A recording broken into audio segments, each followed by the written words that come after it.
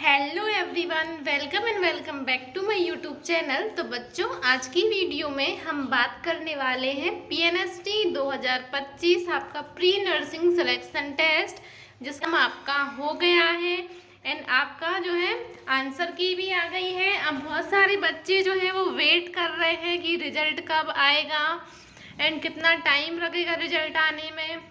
Counselling के लिए important documents क्या क्या होने वाले हैं जो पहले से प्रिपेयर करके हमें रखना है। अगर हमने ये डॉक्यूमेंट्स पहले से प्रिपेयर नहीं किए हैं या जो आगे मैं डॉक्यूमेंट्स बताने वाली हूँ इनमें से आपके पास अगर एक भी डॉक्यूमेंट्स नहीं है तो आपका सिलेक्शन रुक जाएगा। चाहे आपके 60 मार्क्स हों, 70 मार्क्स हों, 75 मार्क्स हो, आपके कितने भी अच्छे मार्क्स क्यों ना हों, अगर आपके पास ये डॉक्यूमेंट्स नहीं है तो आप काउंसलिंग नहीं करा पाएंगे एंड आपके जो सिलेक्शन है वो नहीं हो पाएगा, आपको कॉलेज अलॉट नहीं हो पाएगा। तो प्लीज़ ये वीडियो आप ध्यान से देखना। एंड बहुत सारे बच्चों का कमेंट था कि कब तक रिजल्ट आएगा, कितना टाइम लगेगा। नहीं तो मैं जो है बीएससी या बीए आपका जो ग्रेजुएशन कोर्स होता है उसमें एडमिशन ले लूँ क्या। तो आज इन्हीं सब के बारे में बात करने वाली हूँ। चलिए स्टार्ट करते हैं वीडियो। सबसे पहले देखेंगे रिजल्ट कब आएगा।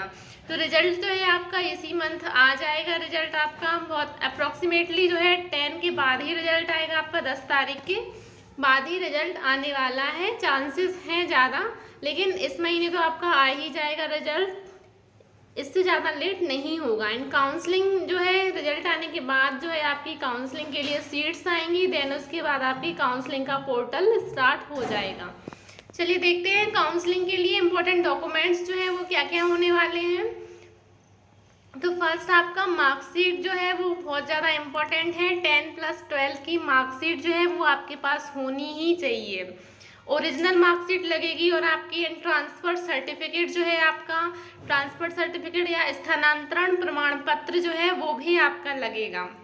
अगर आपने 12th किया है तो 12th का लगेगा, अगर आपने कॉलेज किया है तो कॉलेज के बाद आपको मिलता है वो लगेगा। एंड एडमिट कार्ड या पीएनएसटी का एडमिट कार्ड जो है वो आपको लगने वाला है। जब आप काउंसलिंग कराएंगे तो अलॉटमेंट लेटर आपको लगेगा, है ना। एंड इनकम सर्टिफिकेट या आय प्रमाण पत्र, तो अभी तो आपका आय प्रमाण पत्र नहीं होगा, तो आपके पापा जी जो है उनका आय प्रमाण पत्र आपको लगने वाला है। कास्ट सर्टिफिकेट या जाति प्रमाण पत्र आपको खुद का लगेगा। गैप सर्टिफिकेट, तो गैप सर्टिफिकेट क्या होता है मैं बताती हूँ। जैसे कोई भी स्टूडेंट रहता है तो वो 12th के बाद में एडमिशन नहीं लेता है कॉलेजेस में या फिर कोई और कोर्स में एडमिशन नहीं लेता है, वो गैप लेता है या तो नीट की तैयारी करने के लिए या फिर नर्सिंग की तैयारी करने के लिए गैप ले लेते हैं। तो ये आपका जो 1 ईयर का गैप या 2 ईयर का, जितने भी ईयर का आप गैप लेते हैं तो उसका एक सर्टिफिकेट बनता है, वो आपको लगाना होता है। एंड कुछ बच्चे ऐसे होंगे जिनने गैप नहीं लिया है, कॉलेज में एडमिशन ले लिया है, कुछ फर्स्ट ईयर में होंगे, सेकेंड ईयर में होंगे, कुछ थर्ड ईयर में होंगे, तो उनके लिए क्या प्रोसेस रहने वाली। तो उनके लिए अगर आप फर्स्ट ईयर में हैं तो आपको गैप सर्टिफिकेट नहीं लगेगा। फर्स्ट ईयर, सेकेंड ईयर, कोई भी ईयर में अगर आप ग्रेजुएशन कर रहे हैं तो आपको गैप सर्टिफिकेट नहीं लगने वाला है। इसमें आपको क्या लगेगा, फर्स्ट ईयर की मार्कशीट लगेगी या फिर सेकेंड ईयर, थर्ड ईयर जो भी आपने कंप्लीट किया है उसकी मार्कशीट लगने वाली है। अगर आपने अपना ग्रेजुएशन कंप्लीट कर लिया है तो ग्रेजुएशन की आपको मार्कशीट लगेगी। देन आधार कार्ड, तो आधार कार्ड आपको खुद का लगेगा, है ना। एंड पैन कार्ड, अगर आपका पैन कार्ड हो या आधार कार्ड, दोनों में से एक ही लगता है। नेक्स्ट देखें हम, बैंक अकाउंट या पासबुक जो है उसकी आपको फोटोकॉपी लगेगी, ओरिजिनल आपका नहीं लगेगा। एंड बॉन्ड जो होता है तो आपको 5 साल का बॉन्ड लगता है, क्योंकि कुछ बच्चे छोड़ देते हैं बीच में तो एक सीट खराब हो जाती है, इसकी वजह से आपको बॉन्ड देना पड़ता है कि हम जो है अपनी बीएससी नर्सिंग जो है वो कंटिन्यू करेंगे। अगर हम छोड़ते हैं तो हमें इतने पैसे का बॉन्ड जो है वो लगता है। तो वो कॉलेज वाले आपको बताएंगे कि ये बॉन्ड जो है वो कहाँ से बनना है आपका, आप अपने यहाँ से ही बना सकते हैं, आपको जो कॉलेज अलॉट होगा तो आप वहाँ से ही बनवा सकते हैं। देन मेडिकल सर्टिफिकेट तो कंपलसरी होता है, सभी का मेडिकल सर्टिफिकेट बनवाना ज़रूरी है। तो आप अभी से मेडिकल सर्टिफिकेट बनवा के रख लीजिए, जिनके अच्छे मार्क्स हैं या फिर जो बॉर्डर लाइन पे हैं वो। अपना मेडिकल सर्टिफिकेट आपकी डिस्ट्रिक्ट हॉस्पिटल से बनेगा, तो ये कंपलसरी है आपका मेडिकल सर्टिफिकेट बनवाना। एंड माइग्रेशन जो है एक बच्चे का कमेंट आया था कि माइग्रेशन क्या होता है। तो माइग्रेशन आपका स्थानांतरण प्रमाण पत्र जो होता है उसी की जैसे होता है, वो भी आपको कॉलेज से या फिर स्कूल से मिलता है, तो वो आपका लगेगा। फ़ोटो जो है, तो जो आपने फॉर्म फिल किया था उस टाइम में आपने अपनी फ़ोटो लगाई थी, तो वही फ़ोटो आपको लगेगी। अगर आपके पास नहीं है तो आप कुछ मिलती जुलती फ़ोटोज़ जो है वो लेके जाएं। आप फ़ोटो जो है बहुत सारी रख लें, कम से कम 10 फ़ोटो तो आप अपने पास रखें, क्योंकि इतनी तो लग ही जाती है फ़ोटोज़। एंड हाँ, जो आपने साइन किए थे फॉर्म फिल करते टाइम, फॉर्म में साइन होते हैं, जो साइन आपने किए थे वही साइन आपको हर जगह पे करने हैं। ये बात तो जो है आप अच्छे से याद रख लें।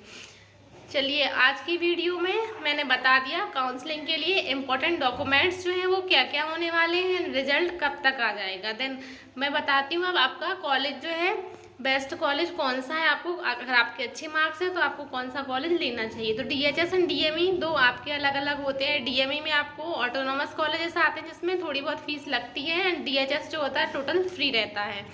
तो मैं DME की बात करूँगी, तो DME में आपका जो है इंदौर कॉलेज जो है सबसे बेस्ट है, तो आप इंदौर कॉलेज ले ले, बेस्ट कॉलेज है। देन उसके बाद में भोपाल आपका भोपाल कॉलेज, देन आपका ग्वालियर कॉलेज भी ले सकते हैं। 3 कॉलेज जो हैं बेस्ट हैं। जबलपुर भी आपका बेस्ट है,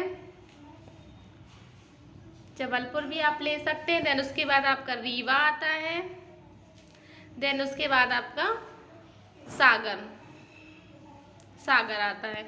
तो आपको सबसे पहले इंदौर, अगर आपके अच्छे मार्क्स हैं तो आप इंदौर कॉलेज लें। देन उसके बाद आप भोपाल डालना अपनी चॉइस फिलिंग में। देन उसके बाद में आप जबलपुर डाल सकते हैं या फिर ग्वालियर डाल सकते हैं। इसके बाद में रीवा डालना आप, देन उसके बाद में आप सागर डालना। सबसे बेस्ट कॉलेज आपके यहीं रहते हैं, यही सीक्वेंस आपको रखना है। एंड हाँ, अगर आप चाहते हैं कि आपको आपके सिटी टाउन में ही कोई कॉलेज मिल जाए, तो जैसे आप जहाँ के भी हैं, रीवा के हैं तो आप रीवा डाल सकते हैं। अगर आपके अच्छे मार्क्स हैं तो आपको डेफिनेटली मिल जाएगा। अगर आप भोपाल से बिलोंग करते हैं तो आप भोपाल डाल सकते हैं। तो आप अपने अकॉर्डिंग जो है वो कॉलेज चूज़ कर सकते हैं। सभी कॉलेजेस बेस्ट होते हैं, सभी से एक ही जैसी पढ़ाई होती है, ऐसा कुछ नहीं। बस कुछ फैसिलिटीज़ जो होती हैं वो अच्छी होती हैं, आपको सीखने को ज़्यादा मिलेगा, हॉस्पिटल नॉलेज आपको ज़्यादा मिलेगा, बस ये सब चीज़ें रहती हैं। आई होप आपको समझ में आ गया होगा। एंड जिन बच्चों के मार्क्स कम आए हैं तो उनके लिए बस एक ही बात कहूँगी मैं कि आप फिर से स्टडी करना स्टार्ट कर दीजिए, तो नेक्स्ट ईयर आप अच्छे मार्क्स लाके सिलेक्शन ले सकते हैं। बाकी ये डॉक्यूमेंट्स जो हैं वो आपको कंप्लीट करके रखने हैं, तो आप अभी से कंप्लीट करके रख लें। आपका बहुत जल्दी जो है रिजल्ट आएगा एंड बहुत जल्दी काउंसलिंग होगी, आपको टाइम नहीं मिल पाएगा डॉक्यूमेंट्स बनवाने का, इसलिए आप अभी से डॉक्यूमेंट्स बना के रख लीजिए। एंड अगर आपका कोई भी डाउट्स हो PNST से रिलेटेड, काउंसलिंग से रिलेटेड एंड एडमिशन से रिलेटेड, तो कमेंट बॉक्स में कमेंट जरूर करें, आपको उसका रिप्लाई ज़रूर मिलेगा। मिलते हैं नेक्स्ट वीडियो में। Thanks for watching.